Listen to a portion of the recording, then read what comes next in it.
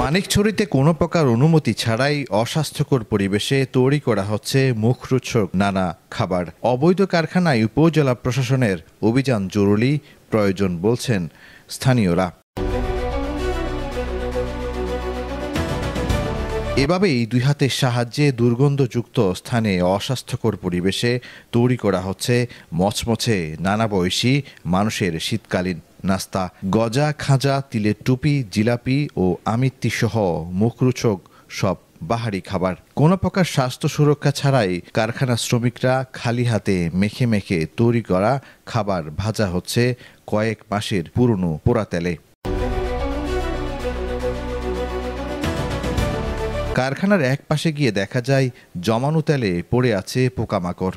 একই সাথে মচমচে চনাচুর তৈরিতে মেশানো হয় ক্ষতিকারক বিভিন্ন রাসায়নিক কেমিক্যাল। পার্বত্য জেলা খাগড়াছড়ির মানিকছড়ি উপজেলার উত্তর মুসলিমপাড়া এলাকায় অসাধু ব্যবসায়ী পিপল চন্দ্র মজুমদারের নাস্তা তৈরির কারখানায় গিয়ে দেখা যায় এমন অস্বাস্থ্যকর দৃশ্য।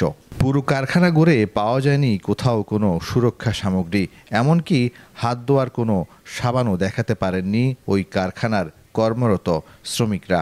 খালি হাতের সংস্পর্শে তৈরি করা এসব নাস্তা কতদিন ভালো থাকবে তার মেয়াদও ঠিক করে দেন কারখানার মালিক পিপল চন্দ্র মজুমদার। এসব নাস্তা তৈরিতে কেন ব্যবহার করা হয় পোড়া তেল, কেন মানা হচ্ছে না স্বাস্থ্যবিধি, কী রঙই বা ব্যবহার হচ্ছে, নিরাপদ খাদ্য কর্তৃপক্ষ, বিএসটিআই, জেলা উপজেলা প্রশাসন কিংবা কোনো খাদ্য উৎপাদনের কোনো অনুমোদন লাইসেন্স আছে কিনা, এসব প্রশ্নের কোনো প্রকার সদ উত্তর দিতে পারেননি কারখানার মালিক পিপল চন্দ্র মজুমদার। শুধুমাত্র এক নং মানিকছড়ি ইউনিয়ন পরিষদের ট্রেড লাইসেন্স দিয়ে বছরের পর বছর এই ব্যবসা পরিচালনা করে আসছেন বলে জানান ওই খাদ্য প্রস্তুতকারী অনুমোদনবিহীন কারখানার মালিক পিপল চন্দ্র মজুমদার। হেল্পার আছে দুজন, কি গজা, চনাচুর, জিলাপি, আমি খাজা। আপনার শীত যতদিন আছে ততদিন মোটামুটি করতেছি আপনার ওগুলোর টেম্পার থাকে, মশমশা থাকে। মলাই তো আপনার যত ঠান্ডা পড়বে তত আপনাদের খাইতে মশমশা, তখন আমরা তখন মনে করি যে এটা আপনার ভালো থাকে।